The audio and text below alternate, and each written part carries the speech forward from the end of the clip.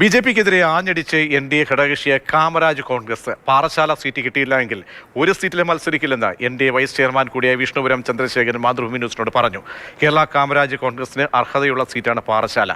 NDA മുന്നണി വിടുന്നതടക്കം സംസ്ഥാന committee ആലോചിച്ച് തീരുമാനമെടുക്കുമെന്നും വിഷ്ണുപുരം അറിയിച്ചു.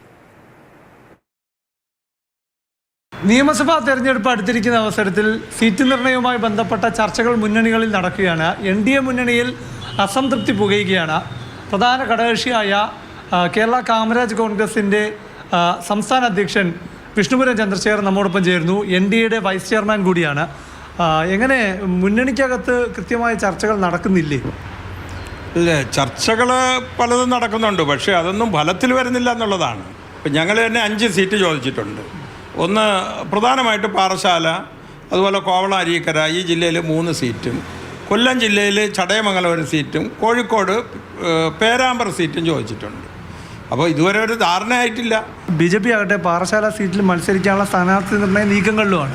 അല്ല, ഞങ്ങളെ സംബന്ധിച്ച് ഇപ്പം വേറെ 4 സീറ്റ് കിട്ടിയിട്ടല്ല കാര്യം. പാറശാല സീറ്റും ഒപ്പം മറ്റ് സീറ്റുകളും. പാറശാല സീറ്റ് നമുക്ക് നിഷേധിക്കുന്ന ഒരു അവസ്ഥയാണെങ്കിൽ ഞങ്ങൾ മത്സരരംഗത്തുണ്ടാവില്ല, പിന്നോട്ട് പോകും. മുന്നോട്ട് പോകണമെങ്കിൽ ഞങ്ങൾക്കൊരു അംഗീകാരം കിട്ടിയാലേ ജനങ്ങൾ കൂടി നിൽക്കൂ. ഇപ്പോൾ അംഗീകാരം കിട്ടുന്നില്ലേ? കാരണം പുതിയതായി ഘടകകക്ഷികൾ വന്നിട്ടുണ്ട്, 2020 വന്നു. അവർക്ക് അതിനനുസരിച്ച് അംഗീകാരം കൊടുക്കണം. എന്നാൽ ഈ ഘടകകക്ഷികളിൽ 2 വിഭാഗം ആളുകൾ ഉണ്ടാക്കാൻ പാടില്ല. ഉള്ളവരും ഇല്ലാത്തവരും അങ്ങനെ ഒരു പോകുന്നതിനോട് എനിക്ക് യോജിപ്പില്ല. 2 തരം പൗരന്മാർ എന്ന് പറയാൻ കാരണം എന്താണ്? അങ്ങനെ അനുഭവം എന്താണ് ഉണ്ടായത്? ഇപ്പം ബി.ജെ.പിയുടെ സീറ്റുകൾ എല്ലാം മത്സരിച്ചേ പറ്റൂ എന്നുള്ള ചിന്ത 140 ജയിക്കും അവിടെ ഇല്ലല്ലോ. വർഷങ്ങൾ കൊണ്ട് വന്ന ഘടകകക്ഷികളുടെ ജോലി എന്താണ്? ബി.ജെ.പിക്ക് വോട്ടിട്ട് കൊടുക്കുക.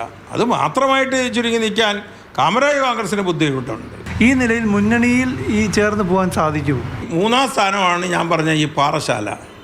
ഈ എ ക്ലാസ് ബി ക്ലാസ് അങ്ങനെ തിരിച്ചിട്ടുണ്ട്. അതിൽ സി ക്ലാസ്സാണ്. ആ സീറ്റ് പോലും അർഹതപ്പെട്ട ആളുകൾക്ക് അംഗീകാരം നൽകാനുള്ള ശ്രദ്ധ പതിച്ചില്ലെങ്കിൽ അത് തെറ്റ്. ബി.ജെ.പിക്ക് അനുകൂലമായൊരു നിലപാടെടുക്കില്ല തിരഞ്ഞെടുപ്പിൽ എന്ന് തന്നെ വേണം മനസ്സിലാക്കാൻ. അല്ല, മത്സരിക്കില്ല എന്ന് പറഞ്ഞാൽ സ്ഥാനാർത്ഥി പ്രഖ്യാപനമായാൽ അന്ന് തന്നെ സംസ്ഥാന കമ്മിറ്റി കൂടും. ഞങ്ങൾ ഈ ഒന്നുമില്ലാത്തവരായിട്ട് വീട്ടിൽ അങ്ങനെ ഉറക്കം തൂങ്ങിയിരിക്കേണ്ടവരല്ലല്ലോ. അങ്ങനെ മത്സരരംഗത്തില്ലെങ്കിൽ ബി.ജെ.പിക്ക് വേണ്ടി പ്രവർത്തിക്കുമോ ഇല്ലയോ എന്നുള്ളതാണ് ചോദ്യം. അല്ല, അത് ഇപ്പോൾ പറയാൻ കഴിയില്ല. കാര്യം ഞങ്ങൾ കുറേ കാലം കൊണ്ട് ഈ വോട്ട് ബി.ജെ.പിക്ക് കൊടുക്കുന്നവരാണ്. നമുക്കും ബി.ജെ.പി വോട്ട് തരണമല്ലോ. നമ്മൾ സ്ഥിരമായിട്ട് ഇങ്ങനെ താമരയ്ക്ക് വോട്ടിടേണ്ടവരാണോ? അവർ നമുക്ക് വോട്ടിടാനൊരു അവസരം തരണ്ടേ?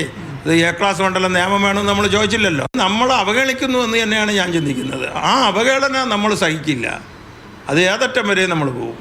പാറശാല മണ്ഡലം ബി.ജെ.പി കാമരാജ് കോൺഗ്രസിന് നൽകിയില്ലെങ്കിൽ മുന്നണി വിടുന്ന അടക്കമുള്ള കാര്യങ്ങളെക്കുറിച്ച് ആലോചിക്കേണ്ടി വരും. അതായത് കാമരാജ് കോൺഗ്രസിൻ്റെ പ്രവർത്തകർ, നാടാർ സമുദായത്തിൽ കൂടുതലുള്ള പ്രവർത്തകർ ബി.ജെ.പിക്ക് വോട്ട് ചെയ്യണമോ വേണ്ടയോ എന്നതടക്കമുള്ള കാര്യങ്ങൾ ആലോചിക്കുന്ന ഘട്ടത്തിലേക്ക് കാര്യങ്ങൾ നീങ്ങുകയാണ്. പ്രശാന്ത് കൃഷ്ണ, മാതൃഭൂമി ന്യൂസ്, തിരുവനന്തപുരം.